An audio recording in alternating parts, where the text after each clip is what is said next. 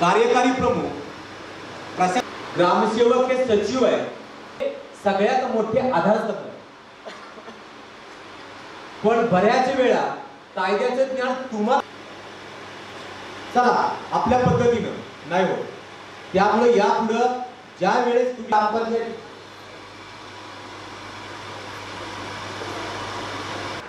काही असो, ग्रामपंचायत खरं तर नियमाप्रमाणे रोज तुम्ही ग्रामपंचायतीत असावं करायचं दिवस ठरवले आपण. जे काय आठवड्याभरात असं ते रेकॉर्ड पूर्ण करेल अण्णासाहेबांच्या बरोबर आपण बसू. आपल्या सगळ्या गोष्टी करताना तुम्ही जर असाल, काम तुम्ही जर केलं तर माहिती होईल.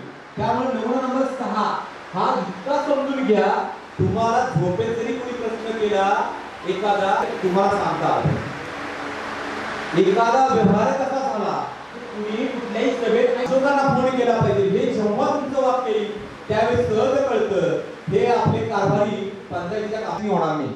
आता यापुढे तुमची खरेदी जीएम पोर्टलवर राहू दे. तासगाव पंचायत समितीला मोराळे नावाचं गाव आहे, राहुल गुरव नावाचा ग्रामसेवक आहे. महाराष्ट्रातल्या सगळ्या ट्रेनिंग मध्ये आदर्श नाव घेतलं जातं. असा एक ग्रामसेवक आहेत आपले.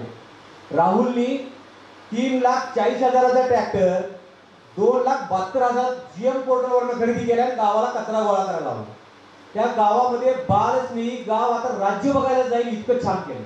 एकही रुपया पंचायतीचा नाही, एकही रुपया वित्त आयोगाचा नाही, सारंच्या सारं लोकसभा झाली.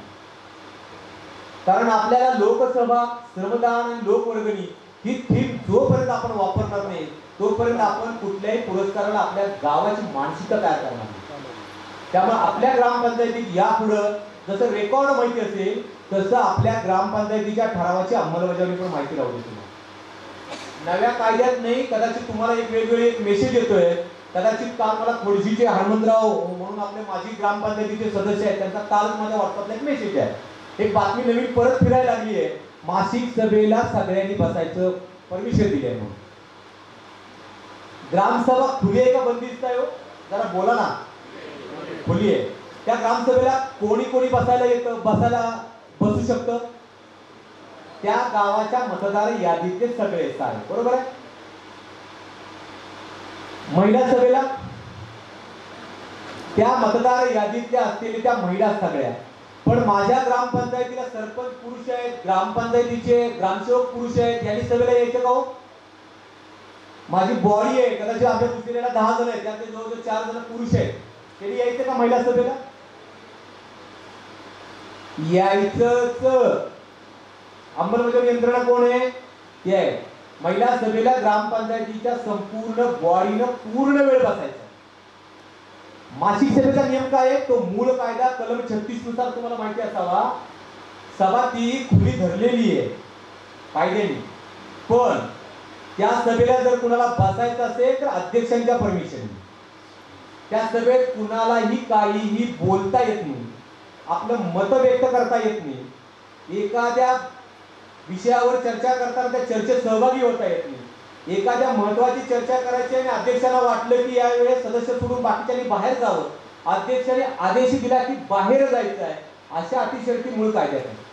पण काय केले, काय भारी भारी पत्रकार असतात, त्यांनी टायटलच एवढं भारी दिलं, आता नागरिक बसणार मासिक सभेला.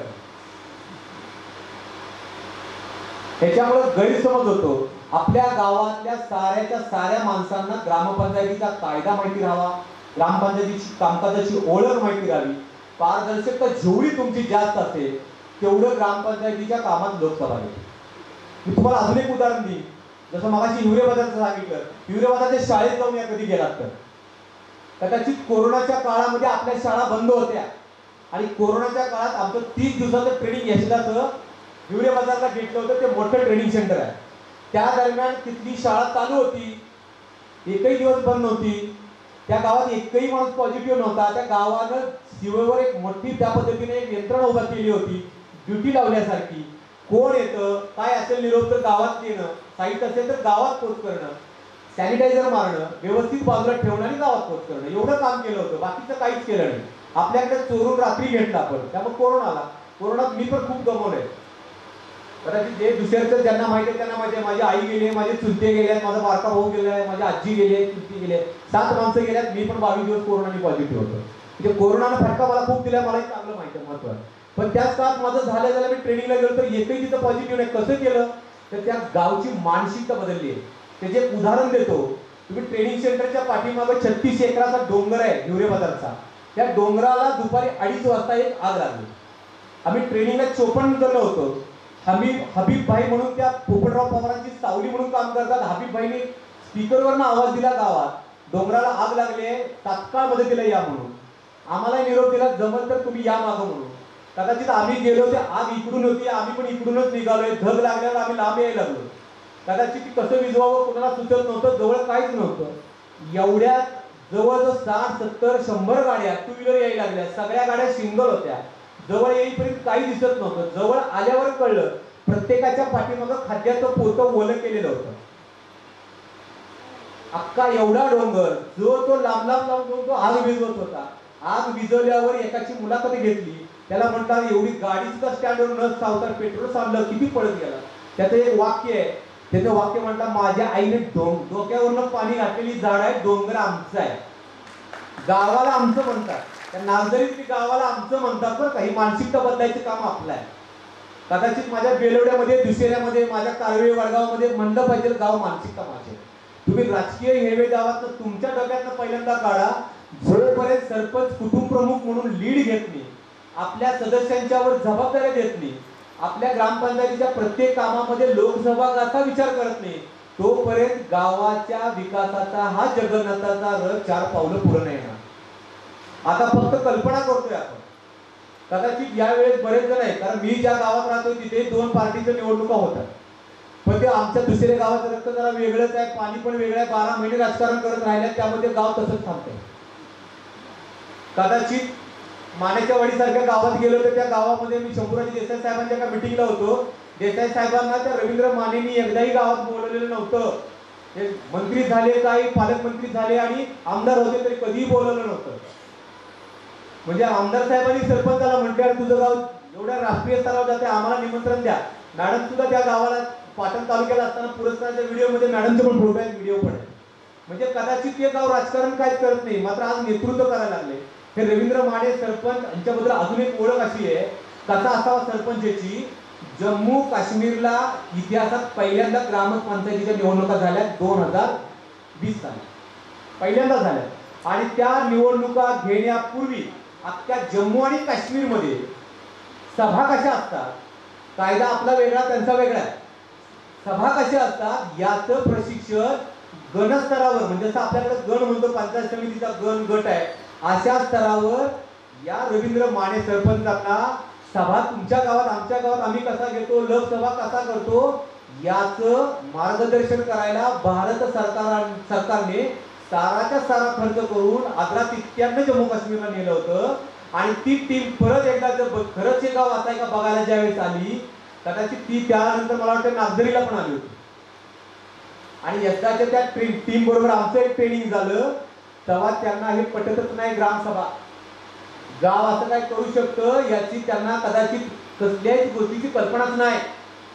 आणि हे कदाचित म्हणेन आता, कदाचित मी कुठल्या राजकीय पक्षाचा नाही 100%, पण जम्मू काश्मीर मधल्या ग्रामपंचायतीचे 22 सरपंच यशदाच्या ट्रेनिंगला ज्यावेळेस मध्ये आले होते त्यावेळेस त्यांना पहिल्यांदा पटलं लोकसभा हाच विकासाचा कला. आपल्याला नेता वाटत असेल, अजिबात नाही. नेत्यांच्या मागे लागण्यापेक्षा तुम्ही गावाच्या विकासाचे 2 पुरस्कार कुठलेही पटकवा, नेते तुमच्या मागे लागतात. 2 घ्या पुरस्कार, कुठलेही घ्या, जे जिल्हा लेवल पर्यंत घेऊन जातील एवढे पुरस्कार घ्या. मी तुम्हाला सांगतो, जसं गावानं सरपंच म्हणून तुमची ओळख बदलली आहे, तसं गावाची ओळख बदलायसाठी गावानं मोठ्या विश्वासानं तुमच्याकडे सत्ता दिली आहे. आणि अजून गेल्या वर्षभर तासपडतोय. अजून आपल्याला कदाचित म्हणून की ग्रामपंचायतीचं मगाच्या थोडी परीक्षा झाली असेल, त्यातलं कदाचित 10% पण अजून माहिती नाही. म्हणजे आपण फक्त आता काय करतोय, आपल्या सहीला महत्व आहे. आपलं महत्व कधी वाढेल, सरपंच काम केल्यावर. म्हणजे प्रत्येक कामात तुम्हाला यायला पाहिजे. मॅडम कदाचित मी मॅडमना कालच भेटलोय आणि मॅडमना काल मी सांगितलं होतं, तुम्हाला पण सांगतो, कराड तालुक्यात जेवढे 2022-23 मध्ये निवडून आल्यात त्या सगळ्यांना ग्रामपंचायतीच्या एकूण कायद्याची, ऑनलाईन कामकाजाची सारीच्या सारी ट्रेनिंग मध्ये ओळख करून द्यायची जबाबदारी शासनानं माझ्या ट्रेनिंग सेंटरवर सोपवली. आणि मी पहिल्यांदा या 15 कदाचित आता आम्हाला शासनाकडून जिल्हा परिषदेला आदेश झाल्यावर आम्हाला आदेश या महिन्याभरात या 3-4 दिवसात होईल. पुढच्या महिन्यामध्ये आपल्या या ट्रेनिंगला आपण सुरुवात करणार आहोत. आणि दुसरं वैशिष्ट्य मॅडम, या माझ्या ट्रेनिंग सेंटरकडे ट्रेनर बँक आहे. तुम्ही कुठल्याही विषयाचं सांगा, आम्हाला ट्रेनर चांगला पाहिजे. गावात स्वच्छतेला सांगा, शिक्षणासाठी सांगा, आरोग्यासाठी सांगा, कुठल्याही कामासाठी तुम्ही ट्रेनिंगसाठी सांगा, महिलांसाठी सांगा, कुठल्याही विषयावर तुम्हाला ट्रेनर पाहिजे असेल, कोणीही तुमच्याकडं आमच्या कुठल्याही गोष्टीची अपेक्षा न करता ट्रेनिंग देणारी टीम यशदाने तयार केलेली आहे. त्यात सगळ्यात जास्त कराड तालुक्यात प्रोग्रामसाठी जर इथे 60 पण दाखव सगळ्यात जास्त ट्रेनर कराड तालुक्यात आहे. शाश्वत विकासाच्या ध्येयामध्ये सुद्धा कराड तालुक्यात आपल्या डुबलताई पण देत आहेत. म्हणजे मी तुम्हाला उलट सांगेन, कदाचित आज तुम्ही माझ्याबरोबर ऐकायला आला असाल, उद्या तुम्हाला इथं बोलायची संधी फक्त एकाच कामाने मिळणार आहे, तुमच्या एका पुरस्काराने. आणि जसं गावाची ओळख बदलायला एक पुरस्कार घेतल्यानंतर 3 गोष्टी तुमच्या साध्य होतील. गावाचा लौकिक वाढेल, तालुक्याचा लौकिक वाढेल आणि दुसऱ्या बाजूला पुरस्कारातून मिळणारी रक्कम तुमच्या गावाच्या विकासाला मिळते. कारण मानेच्या वाडीला जर 3 ते 5 कोटी रुपये जर आले असतील वेगवेगळ्या कामातनं, गावाची लोकसंख्या 420 आहे, तालुक्यातलं खूप छोटं गाव. आता म्हणाल की थोडं सैदापूरवाले म्हणतील की आमचं गाव एवढं मोठं आम्ही कसं करायचं, यांनी येलूरला जावं. येलूर गाव आहे इथं, भैया माडी तिथले सरपंच आहे. कदाचित मानसिकता गावाची कशी बदलायची ते येलूर ग्रामपंचायत, येलूर महाडी किती टक्के तुम्हाला सगळ्याला चांगलं माहिती आहे. हा, पण भैयासारखा मऊ किती माणूस आहे ते येलूरच्या सरपंचाला जाऊन भेटून या कधी. अशी खूप गाव आहेत. पाटोदा काही छोटं गाव नाही. कदाचित धामणेसारखं शाजी क्षीरसागर आहे, कदाचित तेही बँकेत नोकरी करून रोज संध्याकाळी 2 तास श्रमदान करत होते. तेवढ्यातनं आपलं काम, तेवढ्यातनं 2 तासाच्या कामातनं राष्ट्रपतींनी सुद्धा गाव कसं आदर्श केलं 13 मिनिटं राष्ट्रपती भवन मध्ये सांगायची संधी शाजी क्षीरसागरांना दिल्या, आपल्या जिल्ह्यातलं मिळालं. म्हणजे हे सगळं तुम्ही पण इथे व्यासपीठावर येऊ शकता, तुम्ही पण बोलू शकता. कदाचित आता प्रश्न उत्तरे काय घ्यायची नाहीयेत आपल्याला, प्रश्न उत्तरे ट्रेनिंगला घेऊया. फक्त माझी सगळ्याला विनंती आहे मॅडम, मी अपेक्षा करतोय की एक ट्रेनर म्हणून नाही करत, प्राचार्य म्हणून पण करत नाही. मी ग्रामपंचायतीच्या कायद्याचा प्रशिक्षक म्हणून जिथं महाराष्ट्रभर जातोय, तिथं मला या कराड तालुक्यातल्या गावांचीच नावं घेता आली पाहिजेत. असं आदर्श गाव करूया. तुम्हाला जे लागल, खरं तर मॅडम मी रोज पाटण तालुक्यात आहे, आटपाडीमध्ये पण मॅडम मी खूप चांगलं काम केलं होतं, पाटणला केलंय. आपण लकी आहोत, सध्या विस्तार अधिकाऱ्यांची सगळ्याच जिल्ह्यातली सगळ्यात चांगली टीम कराडला. मला सगळ्या जिल्ह्यातले विस्तार अधिकारी माझे मित्र आहेत, तर सगळ्यात चांगली टीम कराडला, सगळे मित्र आहेत. त्यामुळे या सगळ्यांचा फायदा करून कदाचित आपण एक टार्गेट घेऊया. शाश्वत विकासाच्या ध्येयामध्ये एखादी थीम असू दे, स्वच्छता एखादी थीम असू दे, आपण एकतर पुरस्काराला गवसणी घालूया आणि भविष्यात माझ्यासारख्याला तुमच्यासारख्या गावाची यशोगाथा सांगायची राज्यभर संधी मिळावी ही अपेक्षा व्यक्त करतो. थांबतो. धन्यवाद. आज शिळ होतंय आणि आजचं ज्ञान उद्या शिळ होतंय, त्यामुळं आपण रोज अपडेट राहिलं पाहिजे असं आपण सांगितलेलं. खरं म्हणजे आपल्या सुरुवातीच्या भाषणापासूनच थोडंसं जाणवलेलं होतं की सरपंच होणं हे किती महाकठीण काम आहे. कदाचित तिथल्या सरपंच लोकांच्या तरी सुद्धा ते जात्याचे तुपातली जात्यात येत असतात. परंतु सांगायचं कारण असं की जर आपण चांगला आदर्श मुलगा झालो, आदर्श पती झालो, आदर्श बाप झालो, आदर्श भाऊ झालो, तर आपलं घर स्वर्ग होईल. अगदी त्याच पद्धतीनं आपण जर आदर्श नागरिक झालो, आदर्श सदस्य झालो, आदर्श सरपंच झालो, तर आपलं गाव सुद्धा स्वर्गासारखं होईल. अनेक योजना जर आपण चांगल्या पद्धतीनं राबवल्या तर आपल्याकडे कोट्यावधीचे पुरस्कार येतात. हे आपण साहेब सांगितलं, धन्यवाद. आपण खूप मोलाचं मार्गदर्शन केलं, अनेक योजना सांगितली. पंचायत समिती कराड तथा प्रशासक माननीय श्री विजय जाधव ज्यांनी आताच आपल्याला सुंदर असं मार्गदर्शन केलं. प्राचार्य पंचायत राज प्रशिक्षण केंद्र वर्गे सातारा माननीय श्री विजय विभूते, सहाय्यक गट विकास अधिकारी पंचायत समिती कराड, मार्गदर्शक सरपंच परिषद महाराष्ट्र माननीय श्री विक्रमसिंह जाधव, सातारा जिल्हाध्यक्ष सरपंच परिषद पुणे माननीय श्री सतीशराव निगवडे, पश्चिम महाराष्ट्र अध्यक्ष सरपंच परिषद पुणे महाराष्ट्र राज्य माननीय श्री जिल्हा उपाध्यक्ष सरपंच परिषद पुणे महाराष्ट्र राज्य श्रीमती सुचिता मोहिते अध्यक्ष कराड उत्तर सरपंच परिषद श्रीमती शीतल गायकवाड श्रीमती सुप्रिया पाटील श्रीमती रेश्मा यादव प्रतापराव चव्हाण श्री गोविंदराव थोरात श्री श्रीकांत पवार श्री बापूराव पाटील श्री संदीप पाटील आणि श्री संग्राम पवार उपस्थित सरपंच परिषद पुणे महाराष्ट्र राज्य यांच्या वतीनं स्वागत करतो.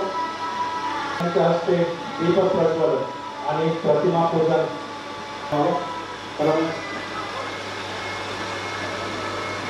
सन्माननीय डॉक्टर शंकरराव खाते बापू सरपंचांच्यासाठी कार्यशाळा व ज्यांनी आपल्या गावासाठी चांगले काम केले असेल असे आदर्श सरपंच पुरस्कार आदरणीय यशवंतराव चव्हाण आदर्श सरपंच पुरस्कार यांना आपण दिले जाणार आहे.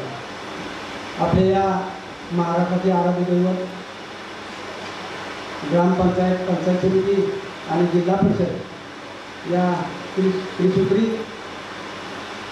पंचायत राज व्यवस्थेचे जनक आदरणीय कैलासवासी चव्हाण साहेब यांना मी वंदन करतो.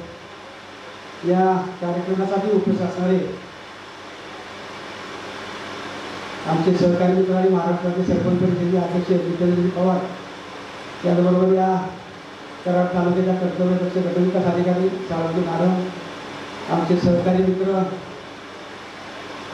जिल्हाध्यक्ष विक्रमसिंह जाधव उपाध्यक्ष प्रत्यक्षसिंह जाधव त्याचबरोबर जिल्हा कार्यकारिणीतील सतीश इंगवले रणजित पाटील त्याचबरोबर सुरेखा डुबल तालुका कार्यकारिणीचे अध्यक्ष प्रतापराव चव्हाण त्याचबरोबर बापूराव पाटील त्यांचे सर्व सहकारी अध्यक्ष उपाध्यक्ष या कार्यक्रमासाठी उपस्थित असणारे विविध गावचे सरपंच त्याचबरोबर ग्रामविकास अधिकारी ग्रामसेवक ग्रामपंचायतीचे सर्व सदस्य आणि या समितीच्या माध्यमातून जे आपल्याला पुरस्कार देण्यासाठी ज्यांनी परीक्षक काम म्हणून काम केलं ते या कराड तालुका पंचायत समिती विस्तार अधिकारी पोद्दार साहेब. खरं म्हणजे हा एक वेगळा उपक्रम या निमित्तानं राबवतो जेणेकरून आपल्या कराड तालुक्याचेच जे महाराष्ट्रभर आपल्या सरपंचांना ग्रामपंचायतींना संज्ञान आणि साक्षर करायचं सातत्याने काम करतात. त्याची नेहमी कल्पना असते की आपली बापूंनी कराड तालुक्यामध्ये चांगले कार्यक्रम घ्या. सातारा जिल्हा हा अग्रेसर आहे सर्वच उपक्रमामध्ये अग्रेसर आहे आणि आपल्याला त्यामध्ये कराड तालुक्यात एक वेगळं नाव लौकिक मिळवून द्यायचं आहे आणि सातत्याने त्यांची मागणी असते. त्यामुळे आज हा कार्यक्रम घेतला आणि त्यासाठी मार्गदर्शक म्हणून उपस्थित असलेले प्राचार्य विजयजी जाधव अप्पा सरपंचच्या माध्यमातून खरं म्हणजे वेगवेगळे कार्यक्रम घेतले जातात. आज हा पहिल्यांदाच पुरस्कार वितरणाचा कार्यक्रम आपण घेतो. बऱ्याच ठिकाणी बऱ्याच सरपंचांनी चांगल्या पद्धतीने काम केलं परंतु कराड तालुक्यामध्ये 12 जिल्हा परिषद गट आहे आणि 12 जिल्हा परिषद गटामधून 12 सरपंचांची निवड करायची. आता ही निवड करणं त्याचं महाकठीण काम आहे कारण काय जिल्हा परिषद विभागामध्ये 3-4 सदस्य चांगले काम केलेले आहेत त्यांना मार्क्ससुद्धा गुणसुद्धा चांगले आहेत परंतु काही गटामध्ये कमी मार्क्स असून सुद्धा त्यांना आपल्याला पुरस्कार घ्यावा लागतो. परंतु हा पहिला कार्यक्रम आहे यामधून अजून आपल्याला सुधारणा करता येईल कारण पहिल्या कार्यक्रमामध्ये बऱ्याचशा त्रुटी जातात आपण सर्वांनी समजून घ्यावं जेणेकरून सातत्यानं या कराड तालुक्यामध्ये काम करत असताना आम्हाला या उणीवा वाचल्या आणि त्या माध्यमातून तुम्हाला एक चांगलं व्यासपीठ करून दिलं आहे आणि या व्यासपीठाच्या माध्यमातून तुम्हाला बोलता यावं आपल्या गावाच्या काही समस्या असतील त्या शेअर करता याव्यात. आपण एक गावातच बसून आपल्याला गावाचं स्वरूप कळतं परंतु बाहेरचं जग कळत नाही. त्यामुळे आपण सर्वांनी एकत्र यावं आणि एकत्र आल्यानंतर आपापले विषय आपण एकमेकाला समजून घ्यावे. आता आपण बऱ्याचशा बाबी सांगितल्या तर म्हणजे ग्रामपंचायतीचा कारभार करत असताना या पद्धतीनं जर आपल्याला मार्गदर्शन मिळालं तर निश्चितपणाने आपण आदर्श आपण गाव तयार करू शकतो. मी आपल्याला एवढंच सांगू शकतो आता आपण जसं सांगितलं एवढे बाजार असेल किंवा राहिलेली शेती असेल किंवा अजून कुठली भास्करराव फेरे पाटलांची गाव आहे आपण 30 गावं 30 नाव ऐकतो परंतु आपल्याबद्दल गाव आणि आपल्याबद्दल नाव हे कधीतरी आलं पाहिजे. सातारा जिल्हा एवढा पुढारलेला आहे, परंतु सातारा जिल्ह्यामध्ये अशा पद्धतीची गावं नाहीत, अशा पद्धतीची नावं नाहीत आणि ही नावं आणि गावं या पद्धतीने यावी यासाठी आपण हा प्रयत्न करतोय. आपल्याला पुरस्कारासाठी जी प्रश्नपत्रिका दिलेली होती किंवा पास केल्यासाठी आपल्याला माहिती काढायची दिली होती. अजूनही बऱ्याचशा ग्रामपंचायतीच्या सरपंचांना आपला विषय काय आहे आणि त्यामध्ये लिहिलं पाहिजे काय याची सुद्धा अजून आपल्याला जाण आलेली नाही. तर विशेषतः या माध्यमातून आपल्याला कळालं असेल की माझ्या गावामध्ये कशा पद्धतीने काम केलं पाहिजे, कुठले कुठले विषय आहेत, त्या विषयानुसार कुठले कुठले कामं केली पाहिजे ही त्या माध्यमातून तुमच्या समोर आलेलं आहे. आपला कालावधी किती आहे या विषयात चांगलं काम करणं आपली जबाबदारी आहे आणि त्या माध्यमातून आपण या विषयावर काम केलं तर निश्चितपणानं तुम्हाला यामध्ये चांगली माहिती मिळेल, वेगवेगळ्या योजनांची माहिती मिळेल, पंचायत समिती असेल, जिल्हा परिषदेमध्ये आपल्या सगळ्या प्रकारच्या माहिती मिळायला जातात. बऱ्यापैकी आपल्याला ग्रामपंचायतीमध्ये ग्रामसेवक असेल, ग्रामविकास अधिकारी असतील माहिती देतात, परंतु आपण नुसतं माहिती ऐकतो. आपण जसं सांगितलं जे जे जी आर येतात ते जी आर सरपंच आणि सदस्यांनी बघितलं पाहिजे. रोजच्या रोज जात नसतील सदस्य त्यांनी मिटिंगच्या वेळेला गेल्यानंतर बघितलं पाहिजे आणि त्या माध्यमातून आपल्याला आपल्या गावाचा विकास करता येईल. गट विकास अधिकारी असतील, जिल्हा परिषदेचे कार्यकारी अधिकारी असतील, डेप्युटी असतील, याच्यावर तुम्ही समस्येशिवाय जात नाही, परंतु तुमच्या योजना राबवण्यासाठी आम्हाला कुठली योजना आहेत, आम्हाला त्यासाठी मदत करा, त्यासाठी सहकार्य करा, अशा कामासाठी कोणी जात नाही. जातात ते फक्त तक्रारी सांगण्यासाठी, जातात ते आपल्या अडचणी सोडवण्यासाठी, वैयक्तिक अडचणी सोडवण्यासाठी, परंतु गावाच्या समस्या सोडवण्यासाठी कोणी जात नाही. त्यामुळे चांगली काम करणारी यामधून सरपंच पुढे यावी, चांगली गावं पुढे यावी हा या पुरस्कारापाठीमागचा उद्देश आहे. आपण सर्वांनी या स्पर्धेमध्ये सहभाग घेतला, त्यांनी सहभाग घेतला त्या सर्वांना मी मनापासून धन्यवाद देतो. ज्यांना पुरस्कार मिळालेले आहेत त्यांचं मी अभिनंदन करतो. ज्या गावांना विशेषतः खरं म्हणजे 6 महिने वर्षभर निवडणुका झाल्या, आपल्याला हा कालावधी निवडणुकीचा असल्यामुळे बऱ्याचशा लोकांची संभ्रमावस्था झाली होती. काही सरपंच चांगले काम करून पदावरून निवृत्त झाले, काही सरपंच आता 6 महिन्यापूर्वी किंवा वर्षभरापूर्वी आले, त्यामुळे बरीचशी अवस्था होती. तर सुद्धा अवस्था आपण पुढच्या वर्षी आपण दूर करू. या कराड तालुक्यामध्ये आपण येतोय, पुढं जिल्ह्यामध्ये सुद्धा आपण त्या पद्धतीने पुरस्कार देणार आहोत. तर चांगल्या काम करणाऱ्या सरपंचांनी पुढे यावं आणि या कार्यक्रमामध्ये सहभागी व्हावं. विशेषतः सरपंच परिषदेच्या माध्यमातून विविध समस्या सोडवण्याचं आम्ही काम केलेलं आहे. 14 विचार असेल, 15 विचार असेल, या अनुसूचित रकमा वीज बिलाच्या संदर्भात जर आपण सर्वांनी लक्षात घेतलं असेल, वीज बिल भरणा करण्याचे शासनाने आदेश दिलेले होते. जर ते आदेश दिलेले आपण जर फॉलो केले असतील किंवा त्या पद्धतीने आपल्याला खर्च करावं लागले असतील तर आपण आपल्या छोट्या मोठ्या गावामध्ये आपला हक्काचा निधी जो आहे तो हक्काचा निधी सुद्धा आपल्याला मिळाला नसता. कारण लाईट बिलासाठी आपल्याला जो 15 रुपये आला त्याऐवजी कुठलीच रक्कम आपल्याला शिल्लक राहिली नसते. तर अशा पद्धतीने चांगली कामं करता येण्यासाठी बरीचशी कामं सरपंचच्या माध्यमातून आम्ही चांगली कामं करण्याचा प्रयत्न करतो, परंतु त्यासाठी तुमचा प्रतिसाद पाहिजे. काही वेळेला कलेक्टर त्याला निवेदन द्यायचं असतं, मोर्चा काढायला असतो, तर आमच्या कार्यक्रमाची 25-30 जण असतात किंवा जिल्ह्याची सगळी मिळून 100-100 जण असतात. तर आम्ही सरपंचांना आवाहन करतो की तुम्ही त्या ठिकाणी उपस्थित राहा, तरीसुद्धा काही सरपंचांना त्यामध्ये प्रतिसाद मिळत नाही. आम्ही तुमच्या अडीअडचणीसाठी, तुमच्या हक्कासाठी आम्ही लढतोय. खरं म्हणजे आम्ही पदावर कुणीच नाही यामध्ये, म्हणजे पुढाकार घेणारे तिथे पदावर नाही, तरी तो सर्व सरपंचांनी चांगल्या पद्धतीने न्याय मिळावा, त्याच्या अडीअडचणी सोडवता याव्या. कारण आम्हाला जे अनुभव आलेले की नवीन सरपंचांना अनुभव येऊ नये किंवा त्यांना मार्गदर्शन मिळावं हा त्या पाठीमागचा उद्देश आहे.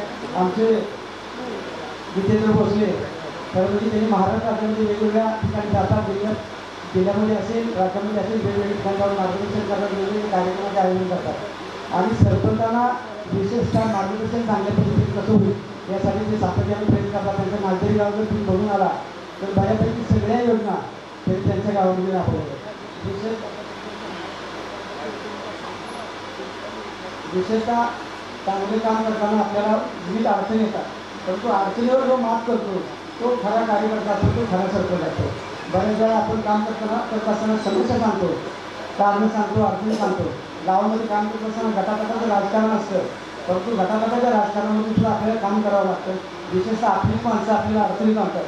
वर्षभराचा कालावधी असतो त्यामध्ये विशेष काही अडचणी येत नाही, परंतु वर्षानंतर माझ्या विचाराने काम झालं पाहिजे, मी म्हणतो तेच काम झालं पाहिजे आणि सरपंच जो असतो त्या सरपंचाला बॅलन्स ठेवतात नाही.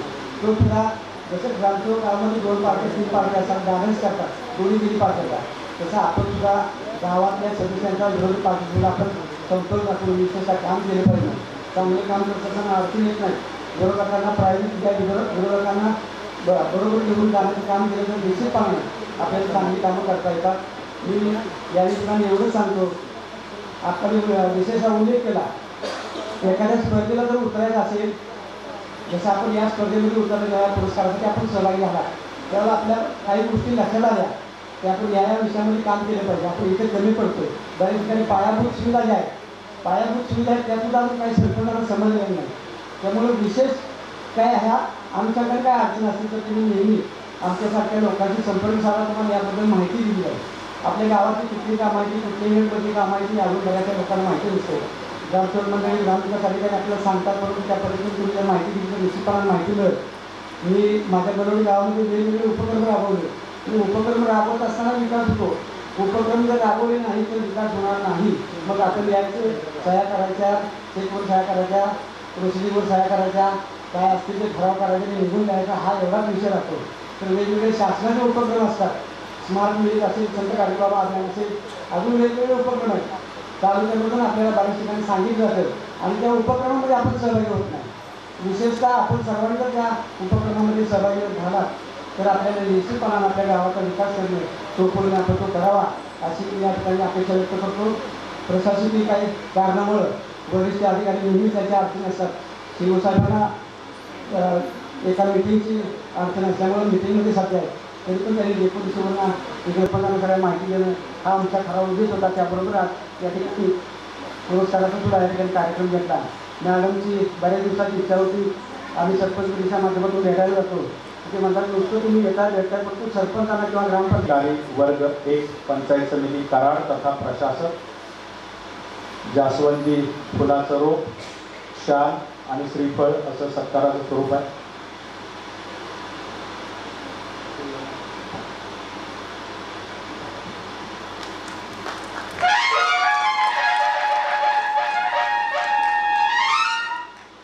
धन्यवाद.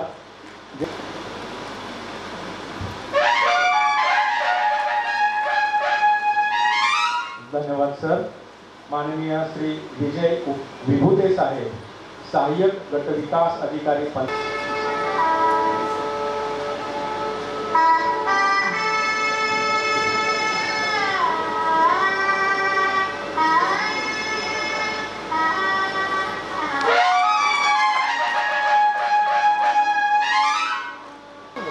सरपंचांची कर्तव्य उद्दिष्ट छानपैकी समजावून सांगितले. सन्माननीय विजयराव जाधव गुणगान केलेलं आहे. त्याच पद्धतीनं या सदस्या निवड समितीच्या त्याचप्रमाणे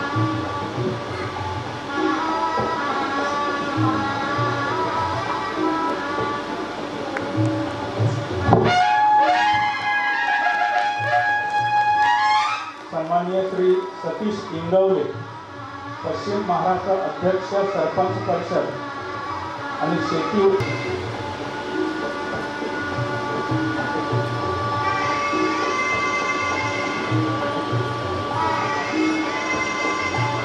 माननीय श्री विक्रमसिंह जाधव सातारा जिल्हाध्यक्ष सरपंच परिषद महाराष्ट्र यांचे स्वागत.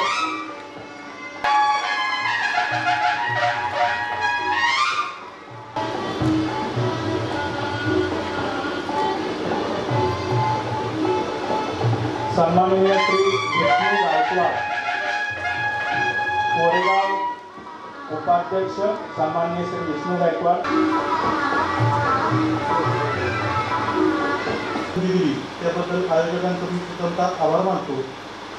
खरंच आजचा कार्यक्रम हा खूप गरजेचा होता कारण तालुकाभर खूप सारे सरपंच आपापल्या गावामध्ये काम करत असतात परंतु ज्यावेळी कौतुकाची थाप पाठीवरती पडते त्यावेळी लढण्याचं बळ 100 पटीनं वाढतं असं सर्वजण म्हणतात. त्यामुळे ह्या कार्यक्रमाची खरोखर खूप गरज होती आणि आपण बघितलं तर गावामध्ये काम करत असताना कशा पद्धतीनं काम करावं आणि कशा पद्धतीनं काम करू नये त्याचं चांगल्या पद्धतीनं जाधव साहेबांनी आता आपल्याला उदाहरण दिलेलं आहे.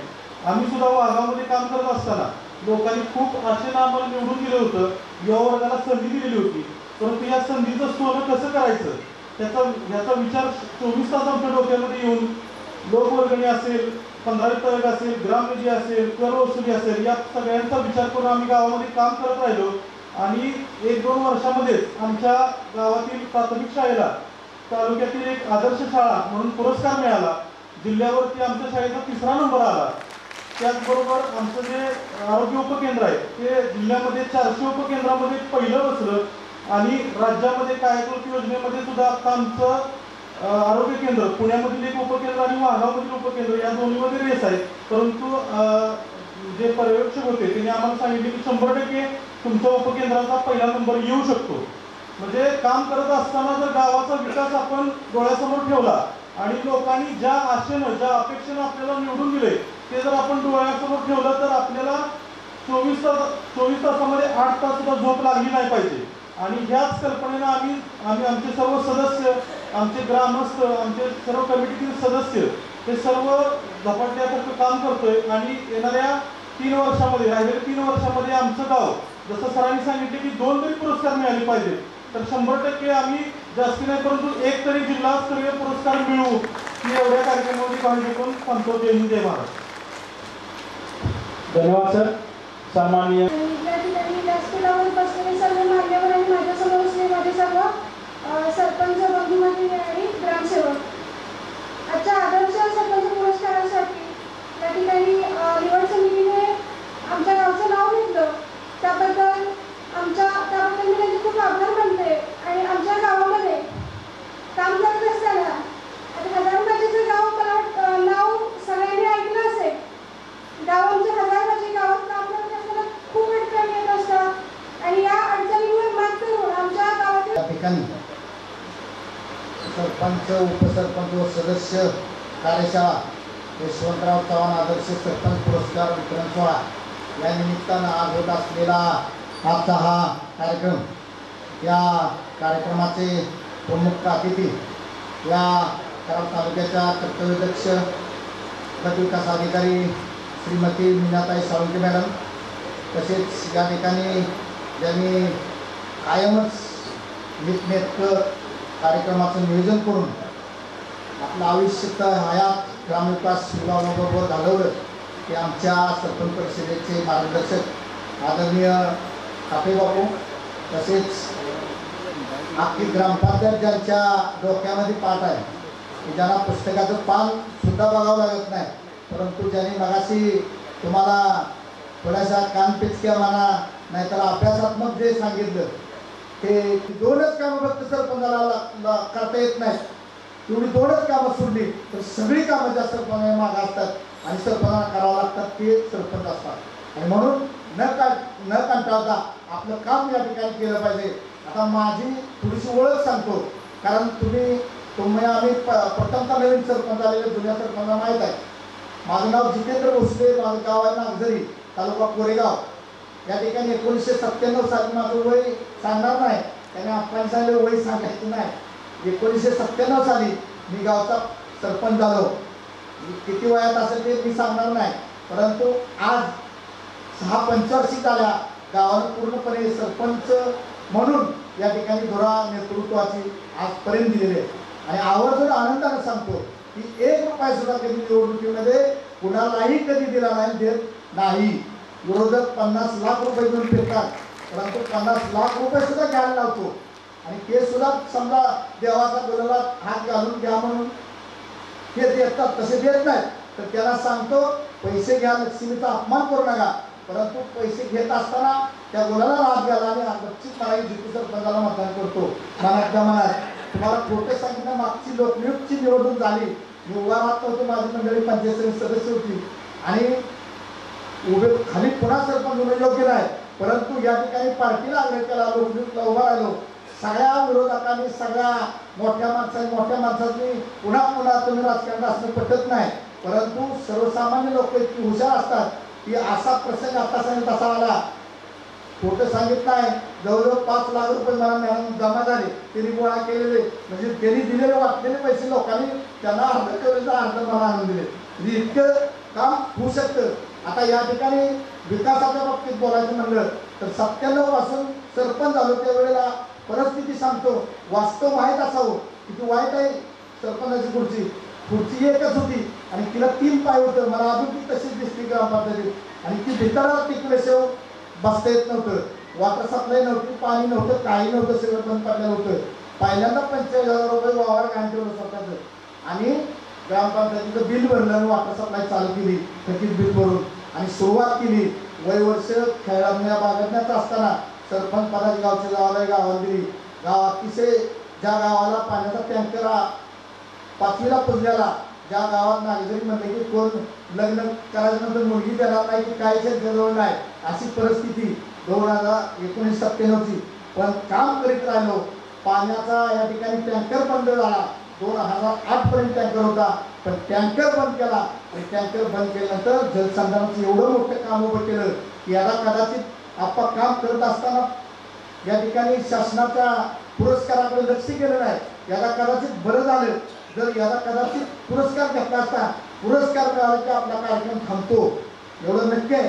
राजकारणात जास्त तुमचा सत्कार झाला की तुमचा कार्यक्रम थांबला. त्यामुळं पुरस्काराचं न मागे लागता पाण्याचं काम केलं. ज्या गावाला प्यायला पाणी नव्हतं त्या गावाला 20 TMC पाणी साठा केला. आज 40 सिमेंट बांधारे, 200 माती बांधारे, 4 मोठे पाझर तलाव, 1 नंबरचा पाझर तलाव 100 एकरचा आहे. 100 एकरचा पाझर तलाव 45 फुटानं पूर्ण खोदाई केली आणि 300-400 एकर क्षेत्र त्या मातीमधून बागायत केलेलं आहे. ज्या गावाला तुळशीबाईच्या लग्नाला ऊस विकत आणावा लागत होता, मी सुद्धा 10 रुपये विकत आणलाय. त्या गावचा ऊस 25,000 टन आज रोजी जात आहे. आल्याचं तितकंच उत्पादन या ठिकाणी गावामध्ये होत आहे. आणि हे सगळं करत असताना खूप कष्ट लागलं, खूप त्रास झाला. सगळे आजी माझी सरपंच, आजी माझी पडे विरोधात आहेत, आजही विरोधात आहेत. परंतु कधी हिंमत न आता न थांबता न करता काम केलं. आज 100% प्युअर ब्लॉक अंतर्गत गावाला आहेत. 100% वॉटर सप्लायचं काम ऑटोमेशन केलं. क्लोरीन डोजर बसवला आहे की जो टिशल युक्त पाणी साठा दिला, टिशल मुक्त केलं आणि क्लोरीन डोजर जोडला. त्या क्लोरीन डोजरनं 70 फुटातल्या विहिरीतल्या तळातल्या सुई पडलेल्या तिथे सुईच्या टोकावरचा डाग दिसतो. आणि 100 गावामध्ये जवळपास क्लोरीन डोजर जोडला. गडचिरोलीवरून लोक या ठिकाणी क्लोरीन डोजर कसं आहे पाण्यासाठी येतात. असं बरंचसं काम सगळं संपूर्ण सोलर युक्त water supply, street light, anganwadi, शाळा, ग्रामपंचायत सगळं सोलर बसवलेलं आहे. आणि असं सुंदर गाव केलं. 50 कोटीचं काम शासनाकडून केलं. शासन किती पैसे देतं आणि कुणालाही कधी न पाठीमागे लागता सारखं पाठपुरावा करायचा. जसं आपल्या कुटुंबामध्ये 4-5 भाव असतात तसं ग्रामविकासात सुद्धा 5 भाव आहेत. सगळ्यात मोठा भाऊ लोकसभा खासदार, त्याच्यानंतर दुसरा भाव विधानसभा, तिसरा भाव जिल्हा परिषद, चौथा भाव पंचायत समिती, 5वा भाव ग्रामपंचायत. आता आपण सगळ्यात शेंडफळ, त्यामुळे सगळी टोका आपल्यावर टाकते.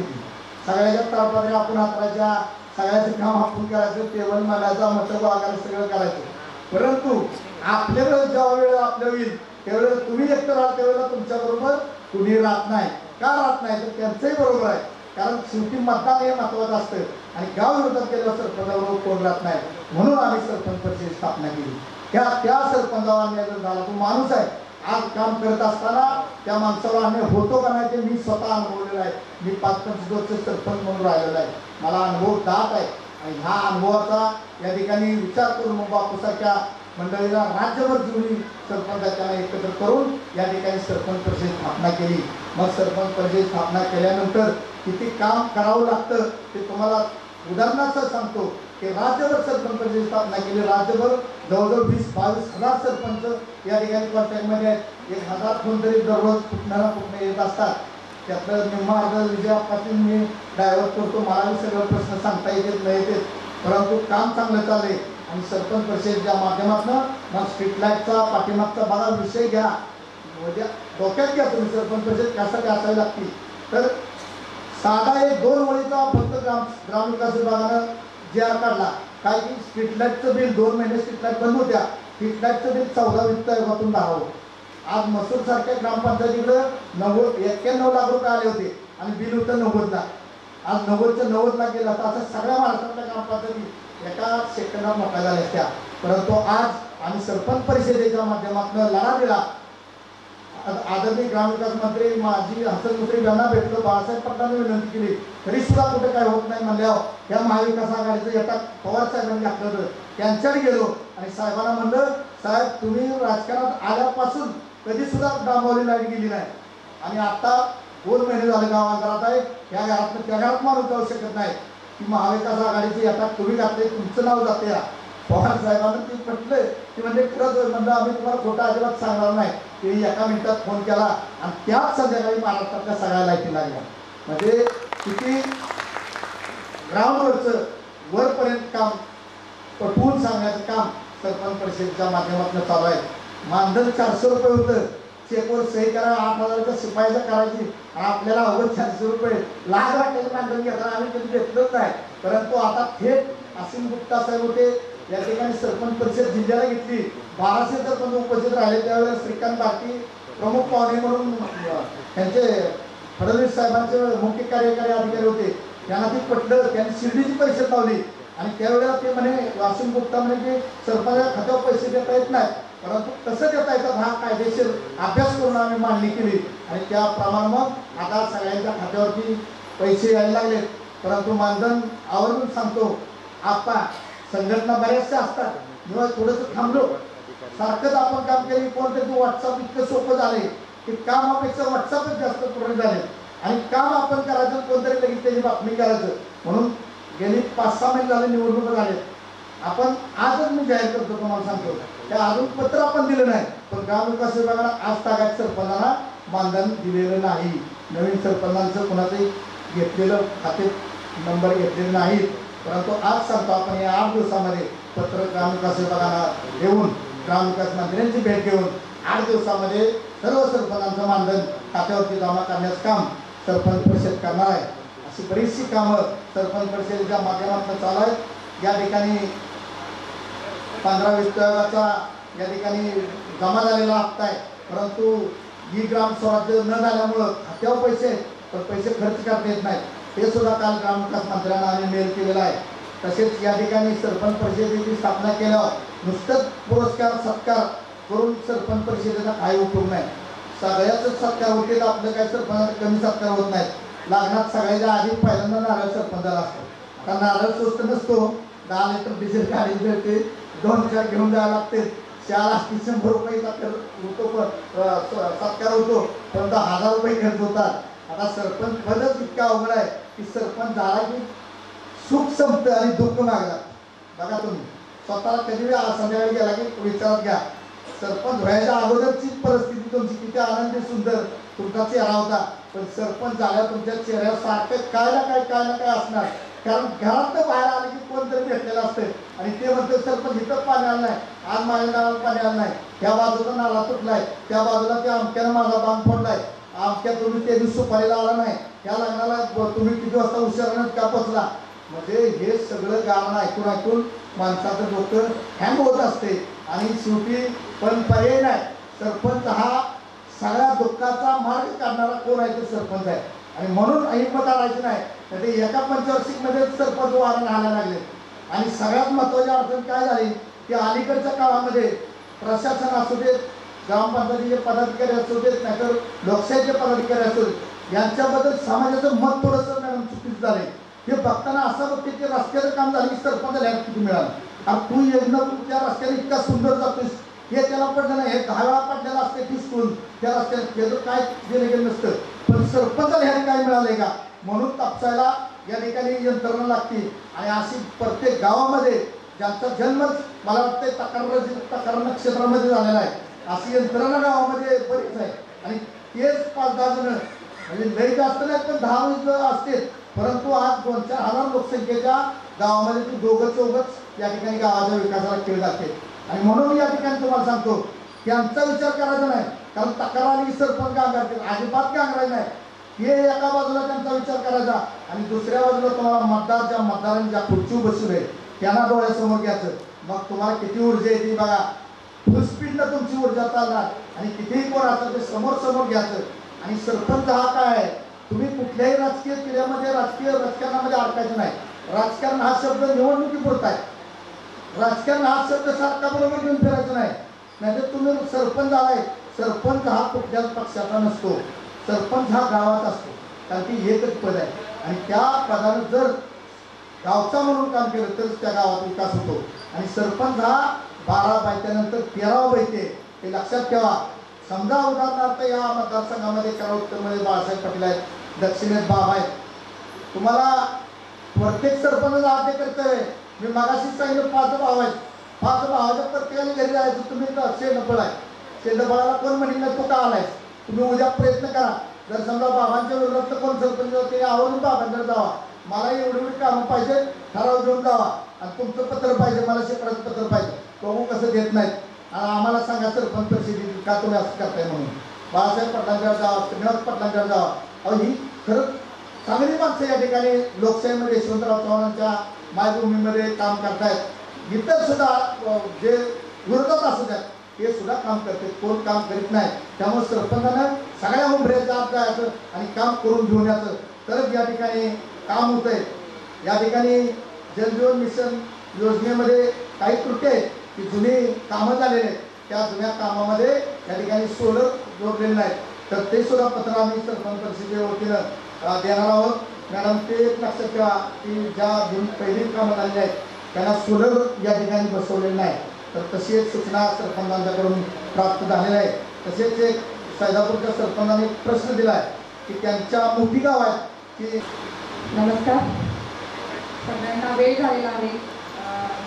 ॲक्च्युली आपलं नियोजन होतं 4चं माननीय मुख्य कार्यकारी अधिकारी सर येणार होते 4 वाजेपर्यंत, पण काही महत्त्वाच्या मिटिंग होते ते येऊ शकले नाहीत ह्या कार्यक्रमाला. तर त्यांचे प्रतिनिधी मॅडम आपल्याकडे पोहोचत आहेत, एक 5 ते 7 मिनिटांमध्ये त्या पोहोचतील इकडे. त्याच्यानंतर आपला वितरणाचा कार्यक्रम पूर्ण होईल. तोपर्यंत मला संधी मिळाली तुमच्या सगळ्यांशी संवाद साधायची, कारण मी ही संधी खूप दिवस झालं वाट पाहत होती ह्या संधीची की तुमच्या सगळ्यांशी कधी बोलता येईल.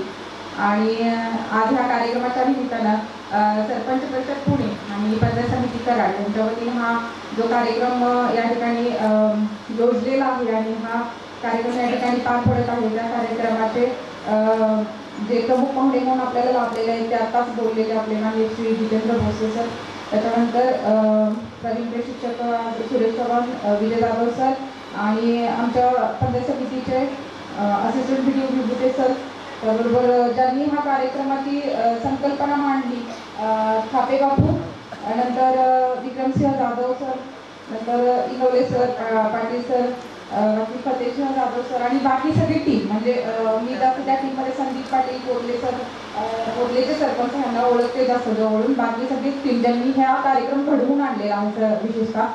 आणि सगळ्यात महत्त्वाचे की आपण आज एवढ्या संख्येने मोठ्या उपस्थित एक छोट्याशा निमंत्रणाला मानून आपण सगळे पुढे आज या कार्यक्रमासाठी उपस्थित राहिलेला आहात. आणि आज ज्या मान्यवरांना, जे मान्यवर सरपंच आहेत ज्यांना आपण आज चांगलं काम केल्याबद्दल किंवा एक गावामध्ये काहीतरी उत्कृष्ट आदर्श केल्याबद्दल आपण त्यांचा गुणगौरव ज्यांना करणार आहोत ते सर्व सरपंच, महिला सरपंच आणि पुरुष सरपंच. ॲक्च्युली मी बोलायचं म्हणजे सगळ्यांनी प्रवीण प्रशिक्षकपासून सगळ्यांचे वरिष्ठांचे अनुभव, 30-30 वर्षाचे सरपंचपद भोगलेले अनुभव, हे सगळ्यांचे अनुभव तुम्हाला शेअर करून झालेले आहेत. पण मला इथंही हे सांगायचं होतं की जे नवीन निवडून आलेले सरपंच सदस्य वगैरे होते त्यांचा कार्यक्रम आम्हाला पंचायत समितीमार्फत तुमचा घ्यायचा होता, ज्यांचं वेलकम आपल्याला करायचं होतं आणि ते राहून गेलं. म्हणजे जे खापे बापू बोलले की काही असंच प्रत्येक वेळेस काही नाही पुढे पुढे पुढे पुढे ढकलत गेला कार्यक्रम आणि आज तो योग दोन्ही म्हणजे सरपंच परिषद पुणे आणि पंचायत समिती यांनी एकत्रितरित्या त्यात जास्त वाटा सरपंच परिषदेचा आहे म्हटलं तर काय हरकत नाही आहे. आमच्या टीमने सहकार्य केलं, परंतु आपले बाकीचे सरपंचांनी हा कार्यक्रम करण्यासाठी खूपच पुढाकार घेऊन माननीय सीओ सर असतील, डेप्युटी सीओ मॅडम असतील, त्यांना निमंत्रण देण्यापासून सगळ्या गोष्टी केल्या, पत्रिका वगैरे काढणं, नियोजन करणं, हॉल बुक करणं, हे खूप बारीक प्लॅनिंग असतंय. तेव्हा कुठं हा कार्यक्रम असा शांतपणे सक्सेसफुली होतो. तर ह्या कार्यक्रमाच्या निमित्तानं मला संवाद साधायची संधी मिळते. माझी पार्श्वभूमी तर किती जणांना माहीत आहे मला माहीत नाही आहे, परंतु मी माझ्याबद्दल थोडक्यात सांगते 1-2 मिनिटांमध्ये की माझी पहिली पोस्टिंग जी झाली ती सांगोल्याला होती सोलापूर जिल्ह्यामध्ये. त्याच्यानंतर मी मिरज ब्लॉक आहे तो 2.5 वर्ष केला आणि त्याच्यानंतर आटपाडी ब्लॉक 4 वर्ष, पाटण 3 वर्ष केला आणि मी आता कराडला पोस्टिंगला आहे. परंतु ह्या सगळ्या ब्लॉकमध्ये मी काम करताना सरांनी जाधव सर बोलले तसे सर मी म्हणजे एक उत्साह निर्माण कधी होतो आपल्याला की पुरस्कार हा फक्त आपल्या समाधानासाठी नसतो की मी मिळवलं असं नाही, तर त्यामधून इतरांना प्रेरणा मिळते म्हणून ते पुरस्कार मिळवायचे असतात. पुरस्कार मी सांगोल्याला असताना सुद्धा मी राज्यस्तरीय पुरस्कार मिळवले. त्याच्यानंतर मी आटपाडीला असताना ज्या पंचायत समितीमध्ये कधीही पुरस्कार मिळाला नव्हता तिथं यशवंत पंचायत राजसाठी ही पंचायत समिती आम्ही पुरस्काराला पण ह्या सगळ्यातून आपल्याला आजच्या कार्यक्रमातून एक गोष्ट घ्यायची आहे की इथं जे प्रवीण प्रशिक्षक म्हणून जे बोलवलेले होते, कार्यशाळा एक शब्द आहे आजच्या पत्रिकेवरती. कार्यशाळेमध्ये विजय जाधव सरांचं मी थोडं ऐकलं शेवटपर्यंत. त्यात सगळ्यात महत्त्वाचा कळीचा मुद्दा तुम्हाला मला सांगायचा आहे की आपल्याकडे 50% महिला सरपंच आहेत. बाकीचे जे सरपंच आहेत त्यांना प्रशिक्षण म्हटलं की पहिल्यांदा कपाळावर आठी पडलेली असते. पण माहित आहे तुम्हाला, तुम्ही जर प्रशिक्षण नाही घेतलं तर तुमच्या गावचा कारभार तुम्ही कसं करणार आहे हे तुम्हाला माहीतच होत नाही. की तुम्ही कलसुत्री भाऊजीसारखे राहता, म्हणजे चालवायचं दुसरं कोणीतरी आणि आपण फक्त भाऊजीसारखं खुर्चीवर बसायचं. मग ते पुरुष सरपंच असू देत नाही तर महिला सरपंच असू देत. मी महिला सरपंचांबद्दल एकेरी बोलणारच नाही, कारण मी कितीतरी असे पुरुष सरपंच सुद्धा बघितलेले आहेत की जे दुसऱ्याच्या इशारावरती काम करतात गावामध्ये. 3% वेगळा असतो आणि नावाला तो सरपंच असतो. असं करू नका तुम्ही. तुम्हाला सुदैवाने संधी मिळालेली असते. लोकांनी तुम्हाला दिलेला जनादेश असतो, कौल असतो, ते तिथून तुम्ही निवडून आलेले असतात आणि त्यासाठी तुम्हाला एक संधी मिळालेली आहे ना, तर तुम्ही पहिल्यांदा स्वतःला तयार करा त्या गावाच्या योग्य. म्हणजे तुम्ही जर प्रशिक्षित झाला, तुम्हाला जर माहित झालं की ग्रामपंचायत ऍक्ट काय आहे आणि आपण कसं काम करायचं आहे, आपला गावगडा कसा चालवायचा आहे, संत तुकडोजी महाराजांची ग्रामगीता आणि बाकीचे जेवढे काही ग्रंथ असतील जे ग्राम विकासावरती आधारित आहेत त्याचा जर अभ्यास करायचा झाला तर तुम्ही प्रत्येक प्रशिक्षण, प्रत्येक पंचायत समिती मीटिंग असेल, प्रत्येक जिल्हा परिषदेचे तुम्हाला बोलवलेले कार्यक्रम असतील, कार्यशाळा असतील, तुमचे पुण्याला लागलेले प्रशिक्षण असतील, काही ठराविक राज्य लेवलचे प्रशिक्षण जसं शिर्डीमध्ये वगैरे झालं तशा पद्धतीने असेल तर तिथं तुम्ही आवर्जून उपस्थित राहायला पाहिजे सरपंचांनी. कारण आपल्याला नवीन नवीन विषय समजत असतात, आपल्याला दिशा मिळत असते. अशा ठिकाणी जाऊन तुम्ही स्वतःची क्षमता मांडणी केली पाहिजे. तेव्हा आपण कुठेतरी आपल्या गावाचा विकास कसा होईल, आपल्या गावाचा नकाशा काय आहे, आपल्या गावामध्ये कुठे काय, कुठली ओपन स्पेस आहे, कुठे आपल्याला चांगल्या पद्धतीने लोकांसाठी एखादा पार्क बनवता येतोय, कुठे मुलांसाठी काय करता येते, कुठे शाळेसाठी जागा रिझर्व करता येते, कुठे अंगणवाडी घेता येतील, आपली लोकसंख्या काय आहे. त्यानंतर आपल्या इथं महिला पुरुष जो गुणोत्तर आहे, स्त्री पुरुष गुणोत्तर, ते गुणोत्तर आपल्या गावचं काय त्यात सुधारणा करावी. प्रत्येक मला ह्या पुरस्काराचं एवढे एक गोष्ट चांगली वाटली की ह्याच्यामध्ये जे निकष दिलेले आहेत ना, ते निकष कोण पूर्ण करू शकतो माहितीये का? जो अभ्यास करून सरपंच गावाच्या विकासासाठी पूर्णपणे झगडलेला आहे, तो सरपंच हा निकष पूर्ण करू शकतो. कारण सगळे विभाग घेतलेले आहेत त्याच्यामध्ये, सगळे लोकसभागापासून सगळे असतील. तुमचे पशुसंवर्धन सारखा जो दुर्लक्षित विभाग म्हटलं तर चालेल, पण त्याच्यावरती आपल्या गावातील किती चरितार्थ चालवणारी कुटुंब आहे, त्या विभागापासून त्या विभागासाठी तुम्ही काय केले, इथपासून सगळ्या विभागांना यामध्ये सहभाग करून घेतलेला आहे. पण मग तुम्ही हे बाकीच्या सरपंचांनी जे 12 सरपंच 12 गटातले आपण निवडले गटातले, तर बाकीच्या सरपंचांनी जी ही होती जी निकष दिलेले होते सरपंच निवडीसाठीचे, ते निवडीचे निकष जरी वाचले तरी तुम्हाला समजून येईल की तुमचा एरिया म्हणजे तुमचं कार्यक्षेत्र किती मोठं आहे, तुम्ही कुठे काय काय करू शकता. प्रत्येक क्षेत्रामध्ये तुम्हाला पुढे जाण्यासाठी खरोखर आता भोसले साहेब जे म्हटले ना की विकास हा पंचायत समिती झडपी लेवलला ग्रामपंचायतमधल्या लोकांसाठी बरोबर आहे तर आहेच. कारण एवढ्या योजना आहेत शासनाच्या, त्या योजना लोकांपर्यंत पोहोचवण्याचे एकमेव माध्यम असते ते सरपंच असतं. आणि सरपंचांना हे माध्यम कधी माहित होतं, जेव्हा ते प्रशिक्षित होतात, त्यांची क्षमता बांधली होती, ते चांगल्या पद्धतीनं सगळं आत्मसात करतात आणि नेमका लाभार्थी शोधतात गावातला. म्हणजे तो लाभार्थी खरोखर लाभार्थी असला पाहिजे, नाही तर बंगला आहे त्याचा 1 कोटीचा, त्याला शौचालयाचे 12 घरांना आपण देतो, तो लाभार्थी होऊ शकत नाही.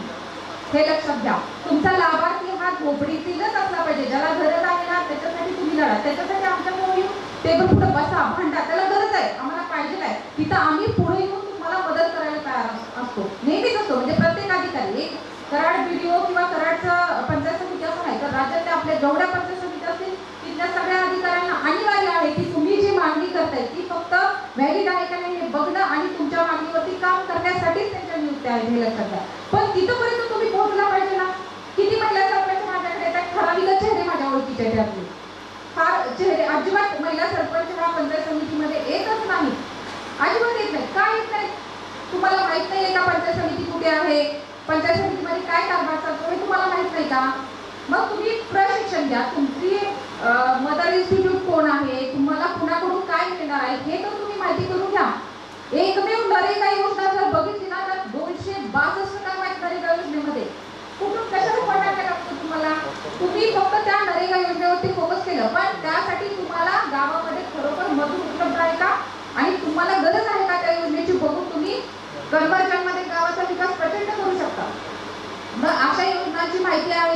घेतली पाहिजे आहे आणि पुढं गेलं पाहिजे आहे. मला खरोखर इथं जीव तोडून मगाशी विजय जाधव सांगत होते, भोसले साहेब सांगत होते, प्रत्येकाने सांगितलं की आपण काय केलं पाहिजे ग्रामपंचायतीमध्ये. फक्त स्वतःला सिद्ध तर करावंच लागतं. तुम्हाला प्रत्येक 5 वर्षानंतर सिद्ध करा. आम्ही एकदा एक्झाम घेतो, पण तुम्ही प्रत्येक 5 वर्षानंतर तुम्हाला जनतेसमोर जावं लागतं. त्यासाठी तुम्हाला पूर्ण त्या 5 वर्षामध्ये काम करावं लागते गावामध्ये. आणि मग त्यासाठी तुम्ही स्वतःला तयार करण्यासाठी तर आमचा जो वरच्या पूर्ण यंत्रणेचा सपोर्ट आहे तो तुम्ही घेतला पाहिजे आहे आणि त्याच्यावर तुम्ही काम केलं पाहिजे आहे. मी तर म्हणते की प्रत्येक महिला सरपंचांनी एक वेगळा उपक्रम तुमच्या गावामध्ये सुरू करा. मला एक आता फक्त आता नवीन म्हणण्यापेक्षा ती खूप गरजेची वाटते अशी एक संधी आहे तुमच्यासाठी की ग्लोबल वॉर्मिंग जो विषय आहे आणि आपल्या गावातील आरोग्य, स्वच्छता आणि पाणी पुरवठा हे बेसिक जे विषय आहेत ना, ते आता जर प्रत्येक सरपंचाने हातात घेतले ना तर तुम्ही काय करू शकता तुमच्या गावचा. कारण आरोग्य हा एकच विषय आहे की त्याच्याभोवती सगळं राजकारण, अर्थकारण सगळं फिरतं. म्हणजे जर तुमच्या गावातील प्रत्येक घराच्या समोरचं गटर असेल, तुमचं पाणी पुरवठा शुद्ध असेल तुमच्या घरात जाणारा, आणि त्याचबरोबर तुमच्या छोट्या छोट्या योजना ज्या आहेत या इम्प्रूव्ह करण्यासाठी शोष खड्डा असेल, नाडक असेल, किती नाडकसाठी एक जर योजना घेतली संपूर्ण गावासाठी तर तुमचं गाव उकिरडामुक्त होऊ शकतं. त्याचबरोबर शोष खड्ड्याची योजना घेतली तर तुमचं गाव गटरमुक्त होऊ शकतं, जलयुक्त होऊ शकतं, डासमुक्त होऊ शकतं. म्हणजे एक छोटी जर तुम्ही योजना तुमच्या गावात 100% राबवली त्याच्यासाठी शासकीय अनुदान उपलब्ध आहे आपल्याकडे. तर ह्या ज्या योजना आहेत त्याचा तुम्ही साकल्याने थोडा का होईना अभ्यास करायला शिकलं पाहिजे. त्याच्यासाठी मी एक सूचित करीन असं ह्या कार्यक्रमाच्या निमित्तानं की तुमची जेव्हा मासिक सभा असते ना त्या मासिक सभेच्या वेळेस तुम्ही तुमचा ग्रामपंचायत ऍक्ट समोर घेऊन बसलं पाहिजे आणि त्या ऍक्ट मधली किमान 5 कलमं प्रत्येक मासिक सभेच्या वेळेस तुम्ही वाचली पाहिजे आणि ती सार्वजनिक वाचली पाहिजे. तुमच्या ग्रामपंचायतचा जो सदस्य आहे तो सदस्य, सरपंच, उपसरपंच ह्या सगळ्यांनी मिळून त्याचं सामूहिक वाचन केलं पाहिजे. तुम्हाला समजलं पाहिजे की ग्रामपंचायतमध्ये तुम्ही काय करणार, काय कशी चालवलं पाहिजे. मसूर सारखी ग्रामपंचायतचं उदाहरण घेतलं ना तर तिथं आता ग्रामसेवक जायला भिडतात. कारण का, तर तिथं सगळं संघटीकृत आहे. म्हणजे अशी ग्रामपंचायत तिथं कोणी आहे, म्हणजे कितीतरी लोकांना विचारलं की तुम्ही तिथं पोस्टिंग घ्या म्हणून, एवढी मोठी ग्रामपंचायत पण तयार होत नाही. कारण का, तर तिथं सगळं ऑनलाईन केलेलं आहे. एका क्लिकवरती सगळं आहे. सगळं 100% लोकांपर्यंत मेसेजेसद्वारे सगळं तुमची कर मागणी किती आहे, तुम्ही त्याने 100 रुपये भरले, तुमची एवढी शिल्लक आहे, तुम्हाला एवढी भरावी लागते, ग्रामसभेचे मेसेजेस सगळं त्यांनी ऑनलाईन केलेलं आहे. एकही त्यांचा पेपर जो आहे तो ऑफलाईन त्यांचा हार्ड कॉपीवरती चालत नाही. तुम्ही सगळं ऑनलाईन केलेलं आहे.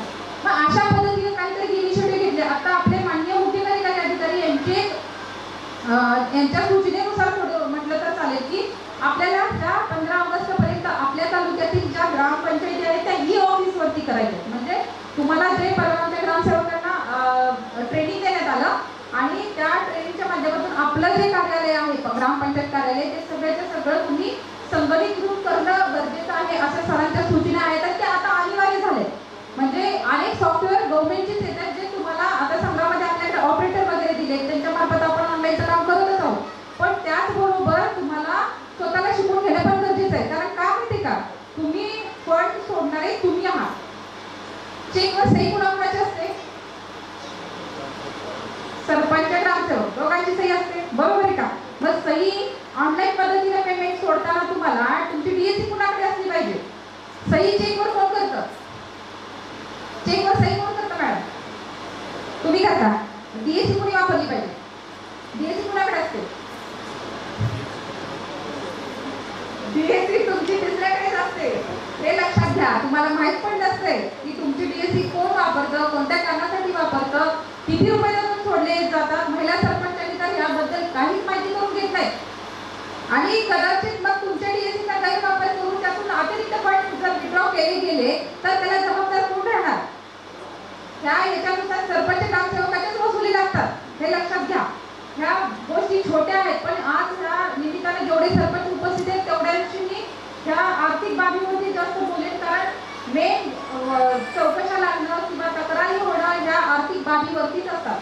म्हणून नेहमी सरपंचांनी कुठल्याही चेकवर सही करायचे असू दे, ऑनलाईन पेमेंट सोडायचं असू दे, तुमची पहिल्यांदा वाउचर फाईल, त्याचे जे काय असेल ठराव असेल, प्रशासकीय मान्यता, तांत्रिक मान्यता, वर्क ऑर्डर, ह्या सगळ्या बाबी एमडी पासून बघितल्याशिवाय ती फाईल कंप्लीट असल्याशिवाय त्याच्यावर सही करू नका तुम्ही, महिला सरपंचांना विशेषतः. कारण आपण अभ्यास करत नाही, आपण अभ्यास जर केला तर गावाचा गवळा खूप सुरळीतपणे चालू शकतो, पारदर्शक चालू शकतो आणि त्यासाठीच आपल्याला लोकांनी निवडून दिलेलं आहे. म्हणून माझं आज या ठिकाणी एक सर्वांना विनंती आहे की आमच्याकडे खूप तक्रारी येतात, खूप म्हणजे एवढ्या तक्रारी येतात की माझ्या मॅन पॉवरचे 3च विस्तार अधिकारी आहेत माझ्याकडे.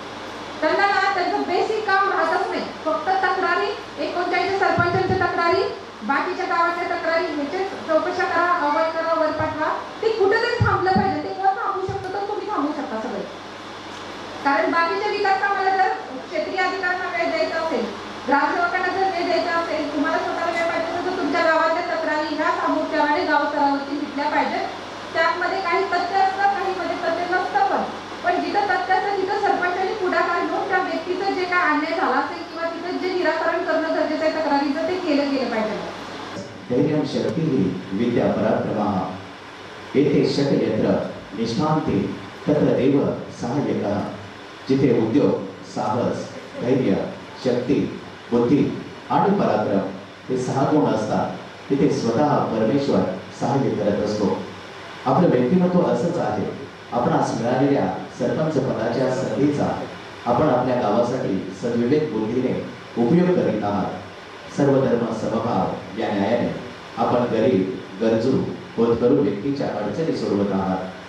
मोठमोठ्या शब्दांनी पद, नातं टिकत नसतं, तर ते लोकांच्या छोट्या छोट्या भावना समजून घेतल्याने टिकत असतं. आपण लोकांच्या भावना समजून गावच्या विकासासाठी गाव कल्याणाच्या योजना राबवित आहात. गाव समृद्ध व विकसनशील करणे आपला मोलाचा सहभाग आहे. गुणी गुणम व्यक्ती न व्यक्ती निर्गुणी. गुणवान व्यक्तीच गुणांना ओळखतात, निर्गुणांना ते ओळखत नाहीत. आपण एक गुणवान व्यक्ती म्हणून परोपकारी वृत्तीने आपण समाज सेवा करीत आहात. याबद्दल सरपंच परिषद महाराष्ट्र राज्य पुणे यांच्या वतीनं आपणास आज रोजी आदर्श सरपंच पुरस्कार प्रदान करण्यात आम्हास अत्यानंद होत आहे. आपले हातून भविष्यात अशी समाजसेवा घडत राहो. आपल्या नावलौकिकात पुरस्कार परिषद. धन्यवाद. या कार्यक्रमाचा नावलौकिक आपल्या सर्वांच्या या माध्यमातून राबवला. आदर्श एक वेगळी प्रतिष्ठा प्राप्त करून देणार आहे. आदर्श सरपंच नक्कीच मोडून पडला संसार बरे बोलता नाही कणा. पाठीवरती हात ठेवणे फक्त लढवणा. असं लढ म्हणण्याचं सामर्थ्य आदर्श सरपंच म्हणून गौरवण्यात येत असलेले आमच्या आदराचे आमच्या कार्यक्रमाचे आयोजक डॉक्टर शंकरराव ठाकूर बापू यांचे या ठिकाणी सत्कार होता. नक्कीच बापू, आपण सरपंच म्हणून केलेली जबाबदारी आणि गावाला दिवसात सप्ताह सरपंच पुरस्कार वितरण सोहळ्याच्या निमित्तानं मी त्यांच्या ग्रामसेवक तथा ग्राम विकास अधिकारी कोण असतील तर कृपया त्यांना विनंती की आपण सहभागी यावं. ग्रामपंचायतीच्या या गावचा एकदा जोरदार टाळ्या पुन्हा एकदा ग्रामपंचायत सावरकर.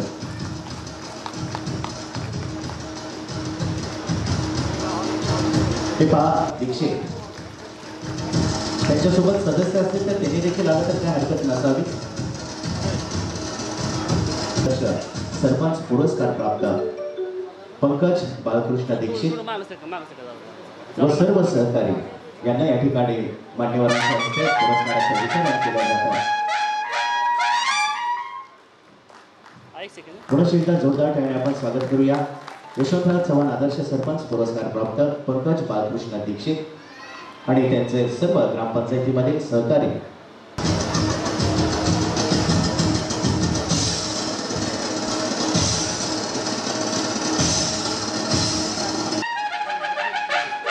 सदस्य त्याचबरोबर गावचे सर्व सहकारी आपणास विनंती आपण घ्यावं.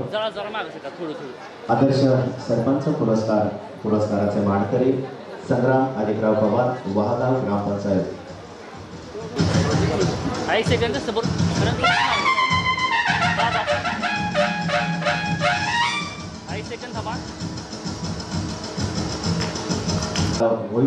जोरदार टाळ्याने आपण स्वागत करूया. यशवंतराव चव्हाण आदर्श सरपंच पुरस्कार प्राप्त पुरस्काराचे मानकरी युवराज भीमराव होईटे, ग्रामपंचायत टेंभू. आदर्श सरपंच, गावचे आदर्श सरपंच ज्यांना यशवंतराव चव्हाण आदर्श सरपंच पुरस्कार प्राप्त झालेला आहे. युवराज भीमराव मोहिते त्यांच्या युवराज भीमराव मोहिते ग्रामपंचायत हे पहा, पुरस्कार घेतल्यानंतर कोणीही जायचं नाही, कृपया आपण विनंती आहे. कार्यक्रमाच्या शेवटी आपण सर्वच पुरस्कार प्राप्त आपण एक सुंदर छायाचित्र घेणार आहोत. आपणास विनंती आहे यशवंतराव चव्हाण आदर्श सरपंच पुरस्काराचे मानकरी युवराज भीमराव मोहिते ग्रामपंचायत टेंभू आणि सर्व ग्रामपंचायतीतील सहकारी यांचे या ठिकाणी विशेष कसा करण्यात येत आहे. धन्यवाद.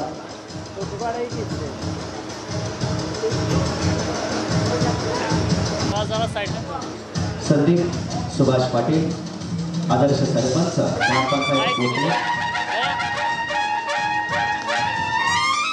आपणास यशवंतराव चव्हाण आदर्श सरपंच पुरस्कार देऊन आपणास या ठिकाणी सन्मानित करण्यात येत आहे. सर्व मान्यवरांच्या हस्ते या पुरस्काराचं या ठिकाणी वितरण होत आहे. आंब्याचं रोपटं आपण कितीही दगड मारले असं कृतज्ञता व्यक्त करणार विनयशीलता ज्या झाडांमध्ये व्यक्त होते असं आंब्याचे झाड एक विशेष आठवण आपल्या या पुरस्काराच्या सोहळ्याच्या निमित्तानं पुरस्कारांना देऊन या ठिकाणी त्यांना सन्मानित करण्यात येत आहे. सैदापूर गटातून असलेल्या हजारबाची ग्रामपंचायतीच्या विद्यमान सरपंच तथा आदर्श पुरस्कार प्राप्त सरपंच सौ विद्याताई मधुकर नबाडे, सरपंच सौ रेखाताई सचिन काकडे,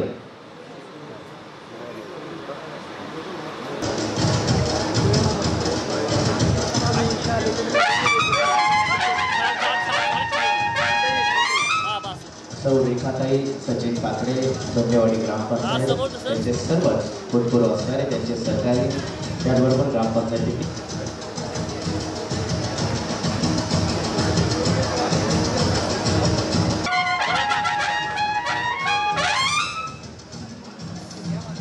डॉक्टर सुशांत नारायण मोहिते बेलवडे बुद्रुक यशवंतराव चव्हाण आदर्श सरपंच पुरस्काराने आपल्याला या ठिकाणी सन्मानित करण्यात येत आहे. एक घरगुंडारी युवा नेतृत्व म्हणून बेलवडे आदर्श सरपंच पुरस्काराचा मान करेल.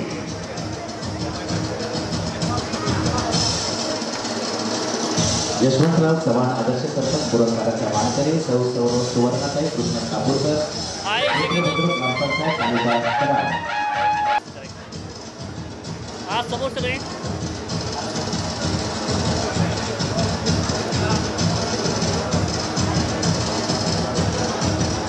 आदर्श ग्रामपंचायत किरपेगाव किरपेच्या आदर्श सरपंच सौ प्रज्ञाताई विद्याधर देवकर जोरदार टाळ्याने आपण स्वागत करूया. आपणास यशवंतराव चव्हाण आदर्श सरपंच पुरस्कार या ठिकाणी देऊन आपणास सन्मानित करण्यात येत आहे. किरपे गावच्या आदर्श सरपंच सौ प्रज्ञाताई विद्याधर देवकर यशवंतराव चव्हाण आदर्श सरपंच पुरस्कार देऊन आपणास सन्मानित करण्यात येत आहे. किरपे गावच्या आदर्श सरपंच सौ प्रज्ञाताई विद्याधर देवकर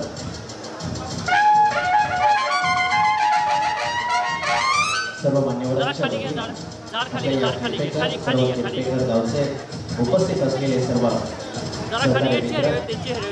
त्याचबरोबर सर्व ग्रामपंचायत सदस्य तथा ग्रामसेवक ग्रामविकास अधिकारी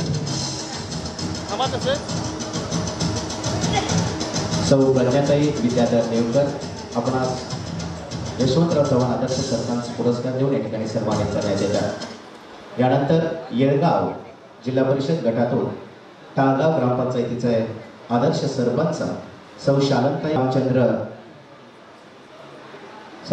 रामचंद्र मोहिते जोरदार टाळ्याने आपण स्वागत करूया. सौ शालनताई रामचंद्र मोहिते यशवंतराव चव्हाण आदर्श सरपंच पुरस्कार या ठिकाणी आपणास प्रदान करून आपणास सन्मानित करण्यात येत आहे. टाळगाव ग्रामपंचायत टाळगावच्या आदर्श सरपंच सौ शालनताई रामचंद्र मोहिते आपणास यशवंतराव चव्हाण आदर्श सरपंच पुरस्कार प्रदान करण्यात येत आहे. बस सौ शालंताई रामचंद्र मोहिते ग्रामपंचायत काळगाव तालुका खाली खाली कराड सोडा खाली सोडा चेहरा येते आपण यशवंतराव चव्हाण सोडा आदर्श खाली. सरपंच सोड खाली पुरस्कार खाली सोड बा प्रदान करण्यात येतो. हा समोर बा जरा मागं सर आपले मनपूर्वक हार्दिक समोर. अभिनंदन. हा एक सेकंड तसंच सरपंच श्री दत्तात्रय बाळकृष्ण वेताळ. जरा टाळ्या वाजवा मंडळी, टाळ्या वाजवा, जोरदार टाळ्याने आपण स्वागत करूया. श्री दत्तात्रय बाळकृष्ण वेताळ, सोनी ग्रामपंचायत तालुका कराड. आपण यशवंतराव चव्हाण आदर्श सरपंच पुरस्कार देऊन आपण सन्मानित करण्यात येत आहे.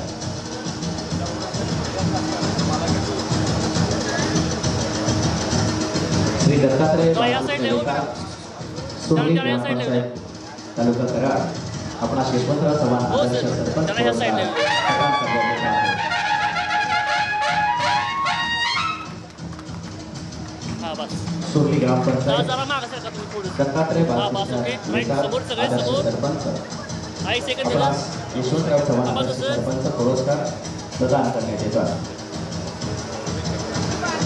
एक पुनर्वसित असलेले हे सावरकर गाव आहे आणि त्यांना विकसित करण्याचं काम नक्कीच सुहास सत्ता पाल यांच्या माध्यमातून या ठिकाणी होत आहे.